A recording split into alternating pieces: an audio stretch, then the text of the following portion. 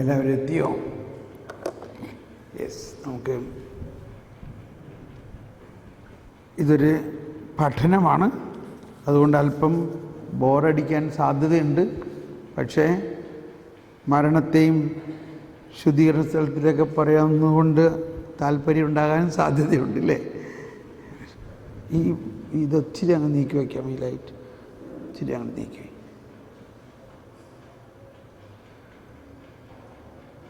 Thank you. എടുത്തിരിച്ചു. All right. നമുക്ക് ഏറ്റവും ദുരൂഹത നിറഞ്ഞ ഒരു മേഖലയാണ് ഈ മരണാനന്തര ജീവിതത്തിലുള്ള വിശ്വാസം എന്ന് സഭയുടെ പ്രബോധനത്തിൽ തന്നെ പറയുന്നുണ്ട്.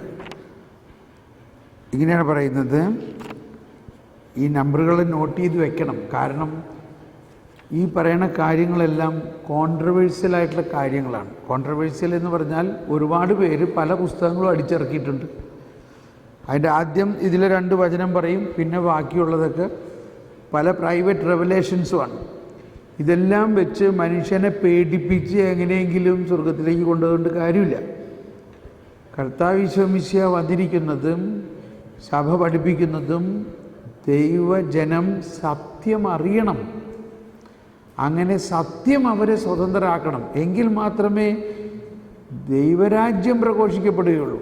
അപ്പോൾ അതുകൊണ്ട് സത്യം അറിയുക എന്നുള്ളത് പ്രധാന ഒരു കാര്യമാണ്. അതുകൊണ്ടാണ് ഈശോ പറഞ്ഞത്, സത്യാത്മാവ് വരുമ്പോൾ നിങ്ങളെ സത്യത്തിൻ്റെ പൂർണ്ണതയിലേക്ക് നയിക്കും.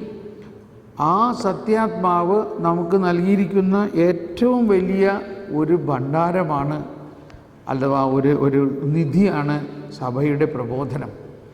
സഭയുടെ പ്രബോധനം.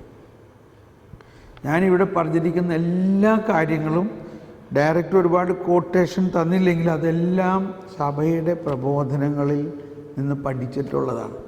കഴിഞ്ഞ 15 വർഷത്തിൽ ഈ 16 വർഷമായിട്ട് ഞാൻ ഈ കത്തോലിക്ക സഭയുടെ മതബോധന ഗ്രന്ഥത്തെ അടിസ്ഥാനമാക്കി പഠിപ്പിക്കുകയും ധ്യാനിപ്പിക്കുകയും അത് പഠിച്ചിട്ടുള്ളതാണ്. നിങ്ങളോടും ഞാൻ പറയുന്നത്, നിങ്ങളത് പഠിക്കണം. ഇത്രയും റിച്ച് ആയിട്ടുള്ള ഈ പ്രബോധനം പഠിക്കുമ്പോൾ നമ്മൾ അത്ഭുതപ്പെട്ടു പോവുകയാണ്. നമ്മളിതെല്ലാം ഉണ്ടായിരിക്കെ ഇതെല്ലാം പുസ്തക ഷെൽഫിൽ വെച്ചിട്ട് വേറെ എന്തെങ്കിലും കൊച്ചു പുസ്തകവും വായിച്ചുകൊണ്ട് ആരെങ്കിലും അവരങ്ങനെ എഴുതിയേക്കണം, ഇവരെങ്ങനെ എഴുതിയേക്കണം എന്നും പറയരുത്. ആധികാരികമായിട്ടുള്ള പഠനത്തിൻ്റെ അടിസ്ഥാനത്തിൽ നമ്മുടെ വിശ്വാസത്തിന് കരുത്തുണ്ടാകണം. അപ്പോഴാണ് വിശ്വാസത്തിനൊരു സ്ട്രെങ്ത് ഉണ്ടാകുന്നത്. അപ്പോൾ പ്രത്യേകിച്ച് സിസ്റ്റേഴ്സ്, സുവിശേഷ വേല ചെയ്യുന്നവർ, ധ്യാനിപ്പിക്കുന്നവർ, ക്ലാസ് കൊടുക്കുന്നവർ, നമ്മൾ സൂക്ഷിക്കണത്. അപ്പോൾ ഇവിടെ ഈ ശരീരത്തിൻ്റെ ഉയർപ്പിലുള്ള വിശ്വാസത്തെക്കുറിച്ച് പറയുമ്പോൾ നമുക്കുള്ള വിശ്വാസത്തിന് ക്രൈസ്തവ വിശ്വാസ പ്രമാണം, അതായത് പിതാവും പുത്രനും പരിശുദ്ധാത്മാവുമായ ദൈവത്തിലും ദൈവത്തിൻ്റെ സൃഷ്ടിപരവും രക്ഷാകരവും വിശുദ്ധീകരണാത്മകവുമായ പ്രവൃത്തിയിലും നമുക്കുള്ള വിശ്വാസത്തിൻ്റെ പ്രഖ്യാപനം മരിച്ചവരുടെ അന്ത്യദിനത്തിലെ ഉത്ഥാനത്തിലും നിത്യജീവനിലുമുള്ള പ്രഖ്യാപനത്തിൽ മകുടമണിയുന്നു. നമ്മളിവിടെ ജീവിച്ചിരിക്കുമ്പോൾ തന്നെ ഞാൻ മരിച്ചാൽ ഉയർക്കും എന്ന വിശ്വാസത്തിൽ ജീവിക്കുമ്പോഴാണ് ഒരു ക്രിസ്ത്യാനിക്ക് ആത്മധൈര്യം എന്ന് പറയുന്നത്. ആത്മധൈര്യം, അതാണ് ആ മർത്തയുടെ വിശ്വാസം. മർത്തയോട് പറഞ്ഞു, നിൻ്റെ സഹോദരൻ ഉയർക്കും എന്ന് പറഞ്ഞപ്പോൾ ഉടനെ മർത്ത പറഞ്ഞത്, എനിക്കറിയാം അവൻ അന്ത്യദിനത്തിൽ ഉയർക്കുന്ന. അപ്പോൾ അന്ത്യദിനത്തിലുള്ള ഉയർപ്പിലുള്ള ഇതുണ്ടോ 91 മരിച്ചവരുടെ ഉത്ഥാനത്തിലുള്ള വിശ്വാസം ആരംഭം മുതലേ ക്രൈസ്തവ വിശ്വാസത്തിൻ്റെ സത്താപരമായ ഒരു ഘടകമായിരുന്നു. ക്രിസ്ത്യാനികളുടെ ആത്മവിശ്വാസം മരിച്ചവരുടെ ഉയർപ്പാണ്. ഇത് വിശ്വസിച്ചുകൊണ്ട് നമ്മൾ ജീവിക്കുന്നു. ഇത് നിങ്ങൾ ശരിക്കും, എൻ്റെ പേഴ്സണൽ അനുഭവമാണ് ഈ പറയുന്നത്. ഞാൻ ഈ മരിച്ചവരുടെ ഉയർപ്പിലുള്ള വിശ്വാസത്തിൽ വിശ്വസിക്കാൻ ശരിക്ക് സംശയം അങ്ങ് വിശ്വസിക്കാൻ തുടങ്ങിയപ്പോൾ എനിക്ക് ഭയങ്കര ആത്മധൈര്യം കിട്ടാൻ തുടങ്ങി. ഭയങ്കര ആത്മധൈര്യം. അപ്പോഴാണ് കുർബാനയും കൂദാശകളും ഒക്കെ ശരിക്ക് ഒരു അനുഭവമാകുന്നത്. ഓക്കെ, അപ്പോൾ അധികം ഞാൻ നീട്ടുന്നില്ല. അപ്പോൾ പുനർജന്മം ഇല്ല എന്നത് ക്ലിയറായിട്ട് വിശ്വസിക്കണം. നമ്മളിങ്ങനെ ആൾക്കാർ പലരും ഇനി ഒരു ജന്മത്തിൽ ഞാൻ അങ്ങനെ ജനിക്കും, ഇങ്ങനെയൊക്കെ ആൾക്കാർ പറയണത് അതൊക്കെ ചുമ്മാ വെറും ഒരു കൊളോക്കിയൽ ലാംഗ്വേജാണ്. ഇനിയൊരു ജന്മം ഉണ്ടാവുകയാണെങ്കിൽ ഞാൻ ഇന്ന ജനിക്കണം, അല്ലെങ്കിൽ 7 ജന്മം, ആ ജന്മം ഈ ജന്മം. That is all false. അത് വിശ്വാസത്തിൻ്റെ കാഴ്ചപ്പാടിൽ അതെല്ലാം വെറും കൊളോക്കിയൽ യൂസേജാണ്. അതിന് യാതൊരു സത്യമില്ല. മനുഷ്യൻ ദൈവത്തെ പോലെ നിത്യതയുള്ളതാണ്. അങ്ങനെ നമ്മൾ വിശ്വസിക്കുകയാണെങ്കിൽ വിശ്വാസ പ്രമാണത്തിൽ പിന്നെ എന്താ അർത്ഥം? എന്താ വിശ്വാസ പ്രമാണം അവസാനം നമ്മൾ പ്രഖ്യാപിക്കുന്നത്? ശരീരത്തിൻ്റെ ഉയർപ്പിലും നിത്യമായ ജീവിതത്തിലും ഞാൻ വിശ്വസിക്കുന്നു. നിത്യമായ ജീവിതത്തിൽ ഞാൻ വിശ്വസിക്കുന്നു എന്ന് പറഞ്ഞാൽ എൻ്റെ ജീവിതം നിത്യമാണ്, ഒരിക്കൽ മാത്രമേ ഉള്ളൂ. പക്ഷേ നമ്മുടെ ഒരുപാട് ക്രിസ്ത്യാനികൾക്ക് ഇത് അറിഞ്ഞൂടാ. ഇതറിയാത്തത് കൊണ്ട് അവർ എനിക്ക് ആ ജന്മം ഉണ്ടായിരുന്നു, എനിക്ക് ഇങ്ങനെ ജന്മം ഉണ്ടാകും, ഇങ്ങനെ പലതും വിശ്വസിക്കുന്നു. പ്രത്യേകിച്ച് നമ്മുടെ പല ജാതിക്കാരങ്ങനെ വിശ്വസിക്കുന്നുണ്ട്. അപ്പോൾ ഇത് വളരെ ക്ലിയർ ആയിരിക്കണം. 1114 സഭയുടെ പ്രബോധനം പറയുന്നത്. ഓക്കെ, അപ്പോൾ ഇനി മരണം എന്നത് ഒരു പ്രാവശ്യം കൊണ്ട് വായിക്കുകയാണ്. 1020 തൻ്റെ മരണത്തെ യേശുവിൻ്റെ മരണവുമായി ഐക്യപ്പെടുത്തുന്ന ക്രൈസ്തവൻ യേശുവിലേക്കുള്ള ആഗമനവും നിത്യജീവിതത്തിലേക്കുള്ള പ്രവേശനവുമായി അതിനെ വീക്ഷിക്കുന്നു. മരണത്തോടടുക്കുന്ന വ്യക്തിയോട് സഭ ക്ഷമയുടെയും പാപമോചനത്തിൻ്റെയും വാക്കുകൾ അവസാനമായി പറയുമ്പോൾ, ശക്തി പ്രദാനം ചെയ്യുന്ന അഭിഷേകം കൊണ്ട് അവനെ മുദ്ര വയ്ക്കുമ്പോൾ, യാത്രയ്ക്കുള്ള ഭക്ഷണമായി ക്രിസ്തുവിനെ തിരുപാഥേയത്തിൽ നൽകുമ്പോൾ മധുരമായ ഉറപ്പോടെ. അത് കഴിഞ്ഞൊരു വലിയ പ്രാർത്ഥനയാണ്. അതിപ്പോൾ ഏതായാലും നമുക്ക് പ്രാർത്ഥിക്കേണ്ട, മരിക്കുമ്പോൾ പ്രാർത്ഥിച്ചോളൂ. ഓക്കെ, തനത് വിധി 1021 ക്രിസ്തുവിൽ വെളിവാക്കപ്പെട്ട കൃപാവരത്തെ സ്വീകരിക്കുന്നതിനോ തിരസ്കരിക്കുന്നതിനോ ഉള്ള അവസാന സമയം എന്ന നിലയിൽ മനുഷ്യജീവിതത്തിന് മരണം അന്ത്യം കുറിക്കുന്നു. എന്നാൽ വിധിയെക്കുറിച്ച് പുതിയ നിയമം പറയുന്നത് ഒന്നാമതായി യേശുവിൻ്റെ ദ്വിതീയ ആഗമന വേളയിൽ അവിടുന്നുമായുള്ള അന്തിമ സമാഗമത്തിൻ്റെ പശ്ചാത്തലത്തിലാണെങ്കിലും ഓരോരുത്തരും മരിക്കുന്ന അതേ സമയം തന്നെ അവനെ സംബന്ധിച്ചുള്ള വിധി നടപ്പാക്കപ്പെടുന്നു. ഉദാഹരണത്തിന് നല്ല കള്ളനോട് പറഞ്ഞ വാക്കുകളും അതുപോലെ തന്നെ പുതിയ നിയമത്തിലെ മറ്റു പല സംഭവങ്ങളും. നല്ല കള്ളനോട് പറഞ്ഞ എന്താ? ഇന്ന് നീ എൻ്റെ കൂടെ. അപ്പോൾ ആ വ്യക്തിയെ സംബന്ധിച്ച് വിധി മരിക്കുമ്പോൾ തന്നെ സംഭവിക്കുകയാണ്. എന്താണ്? ഓരോ മനുഷ്യനും തൻ്റെ മരണത്തിൻ്റെ നിമിഷത്തിൽ തന്നെ സ്വജീവിതത്തെ ക്രിസ്തുവിനോട് ബന്ധപ്പെടുത്തി തൻ്റെ അമർത്യമായ ആത്മാവിൽ തൻ്റെ ശാശ്വത പ്രതിഫലം സ്വീകരിക്കുന്നു. ഒരു ശുദ്ധീകരണ പ്രക്രിയയിലൂടെയോ നേരിട്ടോ സൗഭാഗ്യത്തിലുള്ള പ്രവേശനം, അല്ലെങ്കിൽ നേരിട്ടുള്ളതും ശാശ്വതവുമായ ശിക്ഷയിലേക്കുള്ള പ്രവേശനം. അപ്പോൾ മരിക്കുന്ന സമയത്ത് അവൻ ക്രിസ്തുവിൻ്റെ സൗഹൃദത്തിൽ മരിക്കുകയാണെങ്കിൽ അവന് സ്വർഗത്തിലേക്ക് പോകാം.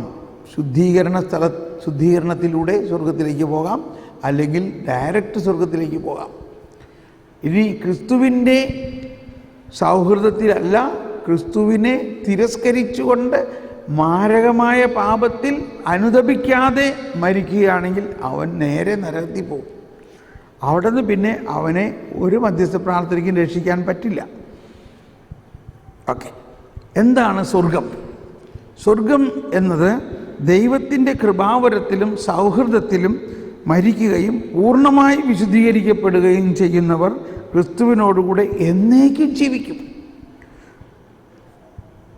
പരിശുദ്ധ ത്രിത്വത്തോടൊപ്പമുള്ള പൂർണ്ണമായ ഈ ജീവിതത്തെ കന്യാമറിയത്തോടും മാലാഖമാരോടും എല്ലാ വിശുദ്ധരോടും ഒത്തുള്ള ത്രിത്വത്തോടുള്ള ജീവൻ്റെയും സ്നേഹത്തിൻ്റെയും സംസർഗത്തെ സ്വർഗമെന്ന് പറയുന്നു.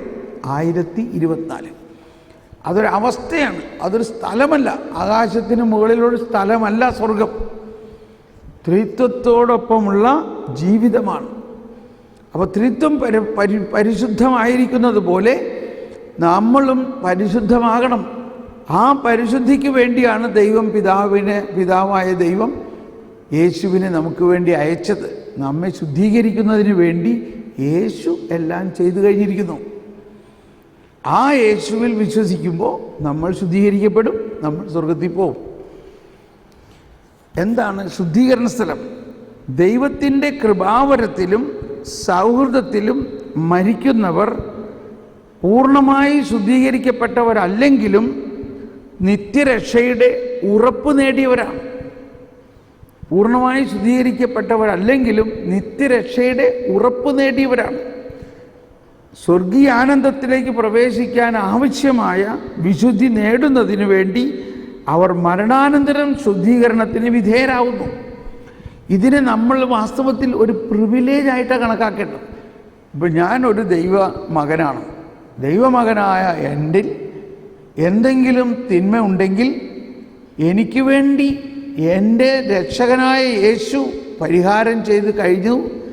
ആ പരിഹാരത്തിൻ്റെ യോഗ്യതയാൽ, ആ രക്തത്തിൻ്റെ യോഗ്യതയാൽ ഇവിടെ വെച്ച് ഞാൻ വിശുദ്ധീകരിക്കപ്പെടും. ഇനി എന്തെങ്കിലും കുറച്ച് ബാക്കിയുണ്ടെങ്കിൽ എൻ്റെ മരണാനന്തരവും വിശുദ്ധീകരിക്കപ്പെടും. It is my privilege. നമ്മൾ ഇതിനെക്കുറിച്ച് കത്തോലിക്ക സഭയുടെ മതബോധന ഗ്രന്ഥത്തിൽ എഴുതിയിരിക്കുന്നത് വിട്ടിട്ട് എല്ലാവരും അവരവരുടെ മതബോധനം നടത്തിക്കൊണ്ടിരിക്കുന്നുണ്ട്. അതെല്ലാം നിങ്ങൾ തലയിൽ വെച്ചുകൊണ്ടിരിക്കുകയാണെങ്കിൽ that is not the truth. അതല്ല സത്യം. ഒരുപാട് ആളുകൾക്ക് ദർശനമായിട്ടും പ്രൈവറ്റ് റെവലേഷനായിട്ട് പലതും കിട്ടിയിട്ടുണ്ട്. പക്ഷെ അതൊന്നും സഭ അംഗീകരിച്ചിട്ടുള്ളതല്ല. അതുകൊണ്ട് അതിൽ കുടുങ്ങിക്കിടക്കുമ്പോൾ നമ്മുടെ വിശ്വാസം ശുഷ്കിച്ചു പോവുകയാണ്. ഇപ്പോൾ ഒരുപാട് പേര് എന്തോരം പുസ്തകങ്ങൾ, ഇപ്പോൾ ഇത് കഴിയുമ്പോൾ ചിലപ്പോൾ നിങ്ങളും ആരെങ്കിലും ഒരു പുസ്തകം കൊണ്ടുവന്ന് തരും. ബ്രദർ ഇതൊന്ന് വായിച്ചു നോക്കും. എനിക്ക് ആരും അങ്ങനെ പുസ്തകം കൊണ്ടുവന്ന് തരണ്ട. ഞാൻ ആകെ വായിക്കുന്ന ഒരു പുസ്തകം കത്തോലിക്ക സഭയുടെ മതബോധന ഗ്രന്ഥവും ബൈബിളുമാണ്. അത് വിട്ടാൽ ജോൺ പോൾ രണ്ടാമൻ്റെയും പോപ്പ് ബെനഡിക്റ്റിൻ്റെയും പോപ്പ് ഫ്രാൻസിസിൻ്റെയും ഫ്രാൻസിസ് അസീസിൻ്റെയും സെയിൻറ്റ് അഗസ്റ്റിൻ്റെയും ഇങ്ങനെയുള്ള പുസ്തകങ്ങൾ വായിക്കണം. അവിടെ ഇവിടെയും കിട്ടിയ എന്തെങ്കിലും പറഞ്ഞുകൊണ്ട് വായിച്ചു കേട്ടിട്ടുണ്ടെങ്കിൽ നമ്മളുടെ ബുദ്ധി മരവിക്കുള്ളൂ, വിശ്വാസം വളരില്ല. ജോൺ പോൾ രണ്ടാമൻ എഴുതിയ ജോൺ പോൾ രണ്ടാമൻ്റെ പ്രബോധനങ്ങളടങ്ങുന്ന ഒരു വലിയ പുസ്തകമുണ്ട്. പരിശുദ്ധാത്മാവിനെ കുറിച്ച് ജോൺ പോൾ രണ്ടാമൻ ആണ് ഏറ്റവും കൂടുതൽ പറഞ്ഞിരിക്കുന്നത്. നിങ്ങൾ ഇംഗ്ലീഷ് അറിയാവുന്നവർ ആ പുസ്തകം ഒന്ന് വായിച്ച് നോക്കുകയാണെങ്കിൽ നമ്മളങ്ങ് ലജ്ജിച്ചു പോവും. എന്താണ് നമ്മളുടെ നാട്ടിൽ പരിശുദ്ധാത്മാവിനെ കുറിച്ച് നമ്മൾ പറയണതും പഠിപ്പിക്കണതും ഒക്കെ ലജ്ജിച്ചു പോവും. ഇത്രയും പ്രബുദ്ധരായ പിതാക്കന്മാർ നമുക്ക് ദൈവം തന്നിട്ട് അവരിത്രയും വലിയ വിശുദ്ധ പദത്തിലേക്ക് ഇറങ്ങിയിട്ട് ആ പ്രബോധനങ്ങൾ നമ്മൾ സ്വീകരിക്കാതെ ഇരിക്കുന്നത് എന്തൊരു മണ്ടത്തരമാണ്, ഇല്ലേ? നാളെ ഞാൻ ആ പുസ്തകം കാണിച്ചു തരാം. അത് നിങ്ങൾ വാങ്ങണം. നിങ്ങൾ അമേരിക്കയിൽ കിട്ടും. അത് അമേരിക്കയിലുള്ള നിങ്ങളുടെ ഹൗസിലേക്കൊക്കെ പറഞ്ഞാൽ മതി. അപ്പോൾ ഈ ശുദ്ധീകരണ സ്ഥലത്തെക്കുറിച്ചാണ് എല്ലാവരും എന്നോട് സംശയം ചോദിക്കാറ്. എനിക്കറിഞ്ഞൂടാ. എല്ലാവർക്കും ആകെക്കൂടി ആഗ്രഹം ശുദ്ധീകരണ സ്ഥലത്തിൽ ആൾക്കാർക്ക് വേണ്ടി പ്രാർത്ഥിക്കാനാണ്. എനിക്കറിഞ്ഞൂടാ. തിരഞ്ഞെടുക്കപ്പെട്ടവരുടെ ശുദ്ധീകരണ സ്ഥലത്തിലേക്ക് പോകുന്നവരാരാ? തിരഞ്ഞെടുക്കപ്പെട്ടവരാണ്. സ്വർഗത്തിലേക്ക് തിരഞ്ഞെടുക്കപ്പെട്ടവർ മാത്രമാണ് ശുദ്ധീകരണ സ്ഥലത്തിൽ പോകുന്നത്. നരകത്തിലേക്കുള്ളവർ ശുദ്ധീകരണ സ്ഥലത്തിൽ പോകുന്നില്ല. തിരഞ്ഞെടുക്കപ്പെട്ടവരുടെ ഈ അന്തിമ ശുദ്ധീകരണത്തെ സഭ ശുദ്ധീകരണ സ്ഥലം എന്ന് വിളിക്കുന്നു. ശപിക്കപ്പെട്ടവരുടെ ശിക്ഷയിൽ നിന്ന് അത് തികച്ചും വിഭിന്നമാണ്. 1030-31 നമ്പറുകളാണ്. ശുദ്ധീകരണ സ്ഥലത്തെ സംബന്ധിച്ച് സഭയുടെ വിശ്വാസ പ്രബോധകങ്ങൾ പ്രത്യേകമായും ഫ്ലോറൻസിലെയും ത്രെന്തിനെയും സൂനഹദോസിൽ ക്രോഡീകരിക്കപ്പെട്ടവയാണ്. വളരെ സിമ്പിളായിട്ട് പറയുകയാണെങ്കിൽ ആ ശുദ്ധീകരണ സ്ഥല ആത്മാക്കൾക്ക് വേണ്ടി നമ്മൾ പ്രാർത്ഥിക്കാറുള്ള പ്രാർത്ഥന ഒന്ന് പ്രാർത്ഥിച്ചല്ല അവരൊന്ന്. എങ്ങനെയാ? മരിച്ച വിശ്വാസികളുടെ വായിച്ച് പ്രാർത്ഥിച്ച് മരിച്ച വിശ്വാസികളുടെ ആത്മാക്കൾക്ക് മോക്ഷത്തിൽ ചേരുവാൻ ഇടയുണ്ടാകട്ടെ. നിത്യപിതാവേ, കർത്താവിശ്വസിഹായുടെ വിലതീരാത്ത തിരിച്ചോരയുടെ യോഗ്യതയാൽ മരിച്ച വിശ്വാസികളുടെ മേൽ കരുണയായിരിക്കണമേ. ഈ പ്രാർത്ഥന വളരെ കറക്റ്റാണ്. ഇത് പ്രാർത്ഥിക്കുക, പക്ഷെ പ്രാർത്ഥിക്കുമ്പോൾ അതിൻ്റെ അർത്ഥം ഒന്ന് മനസ്സിലാക്കി പ്രാർത്ഥിക്കുക. എന്താണ് അതിൻ്റെ അർത്ഥം? ആരാ മരിച്ചിരിക്കുന്നത് ഇവിടെ? മരിച്ച വിശ്വാസി. ഒറ്റ വാക്ക് പറയുക, മരിച്ച വിശ്വാസി എവിടെ പോകും? ഒരു വിശ്വാസി മരിക്കുകയാണെങ്കിൽ എവിടെ പോകും? സ്വർഗത്തിൽ. അപ്പോൾ ഇത്രയും കിടന്ന് ബഹളം ഉണ്ടാക്കേണ്ട ആവശ്യം എന്താ? പിന്നെ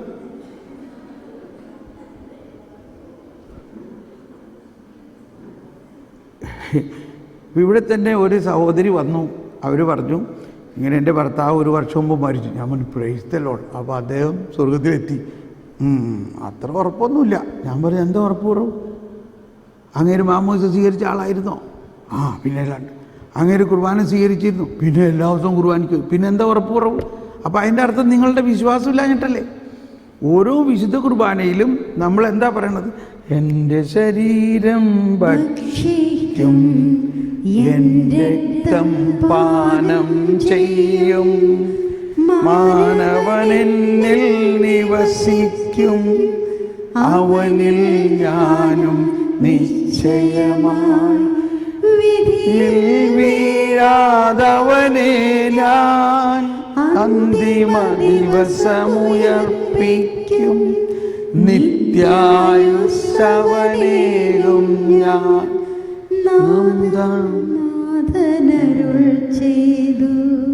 ഈ ശരീരം നിങ്ങളുടെ പാപമോചനത്തിനായി ഞാൻ നൽകുന്ന എൻ്റെ ശരീരമാണ്. ഒരു വിശ്വാസി ആ ശരീരം ഭക്ഷിക്കുകയും ആ രക്തം പാനം ചെയ്യുകയും ചെയ്യുമ്പോൾ അവൻ്റെ പാപമോചനവും ശുദ്ധീകരണവും നടക്കുകയാണ്. ഇത് വിശ്വസിക്കാത്തതുകൊണ്ടല്ലേ നമ്മളുടെ പ്രശ്നം മുഴുവനും. വിശുദ്ധ കുർബാന തന്നെ വിശുദ്ധീകരണത്തിൻ്റെ ഏറ്റവും വലിയ കാര്യമല്ലേ അത്? എന്താ സ്ഥാപക വചനങ്ങളിൽ പറയുന്നത്? ഇത് നിങ്ങളുടെ അനേകരുടെ പാപമോചനത്തിനായി ഞാൻ നൽകുന്ന എൻ്റെ ശരീരമാണ്. ഇത് പാപമോചനത്തിനായി ഞാൻ നൽകുന്ന പുതിയ ഉടമ്പടിയിലെ എൻ്റെ രക്തമാണ്.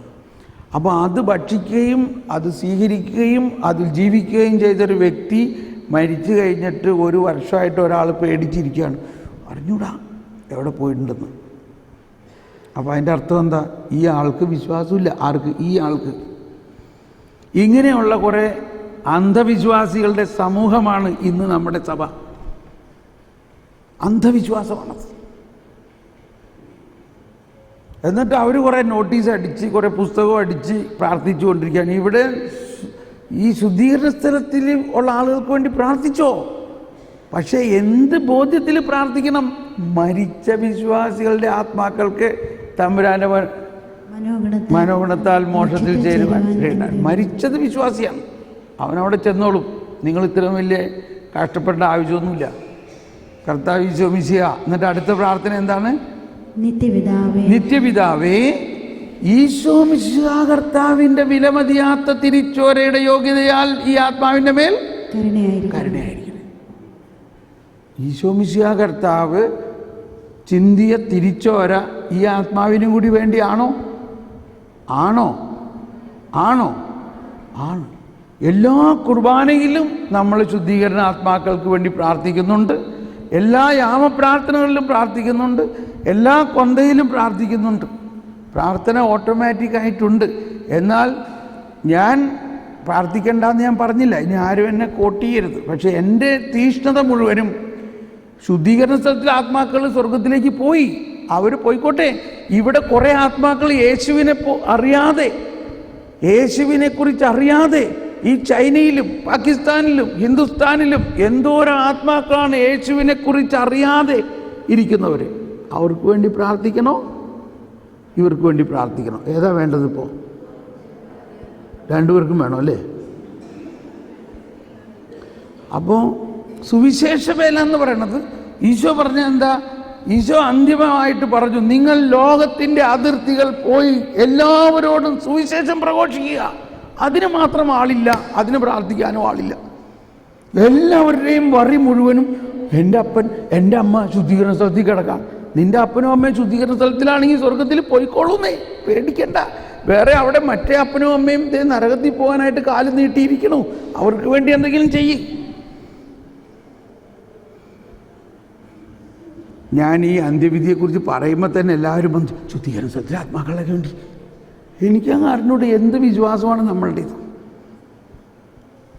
ഞാൻ ശുദ്ധീകരണ സ്ഥലത്തിൽ ആത്മാക്കൾക്ക് വേണ്ടി പ്രാർത്ഥിക്കേണ്ടെന്ന് പറഞ്ഞില്ല കേട്ടോ. പക്ഷേ നമ്മൾ വിചാരിക്കണത് ഈ ക്രിസ്ത്യാനികളുടെ മുഴുവനും പർപ്പസ് മുഴുവനും അവരെ എങ്ങനെയും രക്ഷപ്പെടുത്താൻ.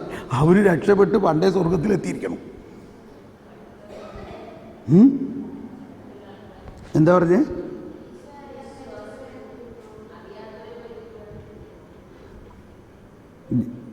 അറിയാത്തവർ അവർക്ക് വേണ്ടിയൊക്കെ പ്രാർത്ഥിച്ചോന്നേ. എനിക്ക് മനസ്സിലായില്ല, ഉച്ചത്തിൽ പറഞ്ഞേ.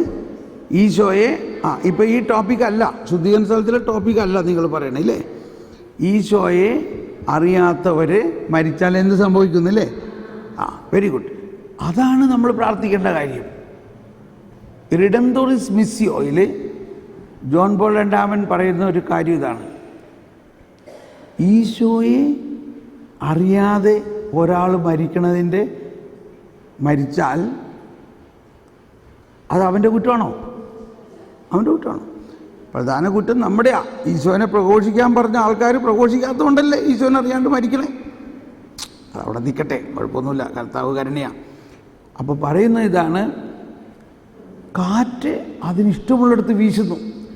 അവരും വിസ്മയനീയമായ രീതിയിൽ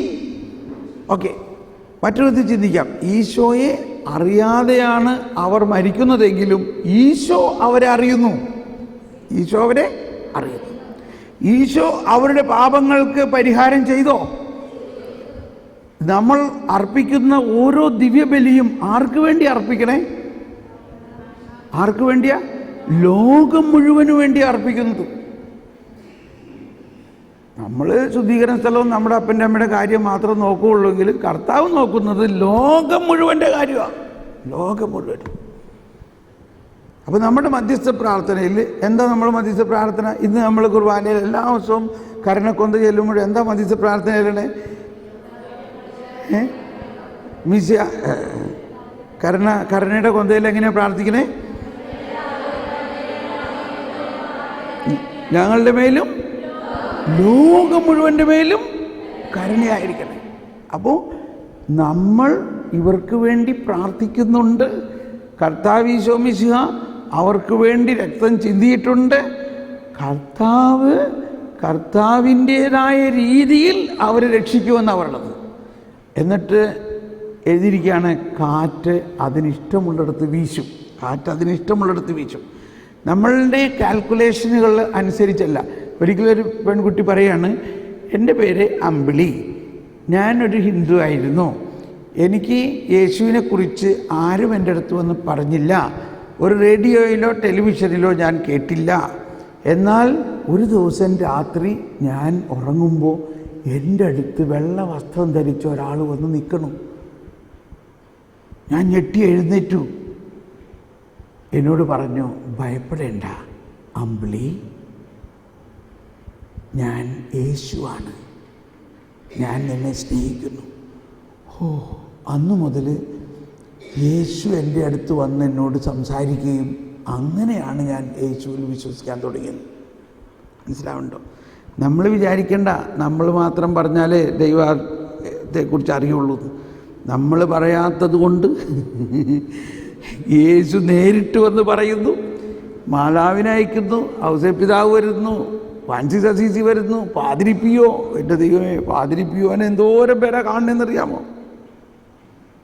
അപ്പോൾ ഈ വിശുദ്ധന്മാരെല്ലാം പ്രവർത്തിക്കുന്നു. അതാ പറഞ്ഞത്, മരണാനന്തര ജീവിതത്തിൽ നമുക്ക് പ്രവർത്തിക്കാൻ മേഖലകളുണ്ട്.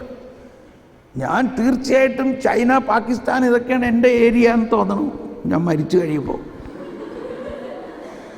ഇപ്പോഴേ എനിക്ക് പോകണമെന്നുണ്ട്. ഇപ്പം നമ്മളുണ്ടായിക്കൊണ്ടിരിക്കുന്ന ജീസസ് വണ്ടർ എന്ന ഫിലിം ഞാൻ ഈ ചൈനയ്ക്കൊക്കെ വേണ്ടി പ്രാർത്ഥിക്കാൻ തുടങ്ങിയപ്പോൾ ചൈനയിൽ ക്രിസ്തു വിശ്വസിക്കുന്ന ഒരാൾ ഞാനുമായിട്ട് കോണ്ടാക്ട് ചെയ്തിരിക്കുകയാണ്. ഈ ജീസസ് വണ്ടർ എന്ന എൻ്റെ അനിമേഷൻ ഫിലിം പരമ്പര ചൈനീസ് ഭാഷയിൽ ട്രാൻസ്ലേറ്റ് ചെയ്ത് അവിടെ വിതരണം ചെയ്യാൻ അതോടനെ ആരംഭിക്കുകയായി. കണ്ടോ? അപ്പോൾ നമ്മളിവിടെ ഉണ്ടാക്കിയ ഫിലിം ചൈനീസ് ഭാഷയിൽ ട്രാൻസ്ലേറ്റ് ചെയ്ത് അവിടുത്തെ ആളുകളിൽ കൊടുക്കണം. അങ്ങനെ വലിയ കാര്യങ്ങൾ ചെയ്യണം. നമ്മൾ അതിനുവേണ്ടി പ്രാർത്ഥിക്കണം. ഓക്കെ. അപ്പോൾ ശുദ്ധീകരണ സ്ഥലം എന്ന് പറയുന്നത് ഒരാൾ പറയായിരുന്നു, സമാധാനമായി, ഞാൻ വിചാരിച്ചിരുന്നത് ഈ ശുദ്ധീകരണ സ്ഥലം ഒരു ഇൻ്റർവ്യൂ പോയിൻ്റാന്നാ, അവിടെ പാസ്സായാൽ സ്വർഗത്തിൽ പോകും അല്ലെങ്കിൽ നരകത്തിൽ പോകും. ഇങ്ങനെ ഒരുപാട് അന്ധവിശ്വാസങ്ങളാണ് കിടക്കുന്നത്. അത് ക്ലിയർ ആക്കുക. ശുദ്ധീകരണ സ്ഥലത്തിൽ പോണ ആത്മാക്കൾ എല്ലാവരും സ്വർഗത്തിൽ പോകും. നമ്മൾ അവർക്ക് വേണ്ടി പ്രാർത്ഥിക്കുമ്പോൾ അത് സഭയുടെ പ്രാർത്ഥനയിൽ ഇതെല്ലാം ഉണ്ട്. അതുകൊണ്ട് ആരും ഭയങ്കര ഓവർ എക്സൈറ്റഡ് ആകുകയോ ഭയപ്പെടുകയോ ചെയ്യേണ്ട. ഒരുപാട് ഭയപ്പെടുത്തുന്ന പുസ്തകങ്ങളും അവിടെ ഇങ്ങനെ തീയാണ്, അവിടെ തീയിൽ ശുദ്ധി, ഇതെല്ലാം ഈ തീ ചൂട് ഇതെല്ലാം പരിശുദ്ധ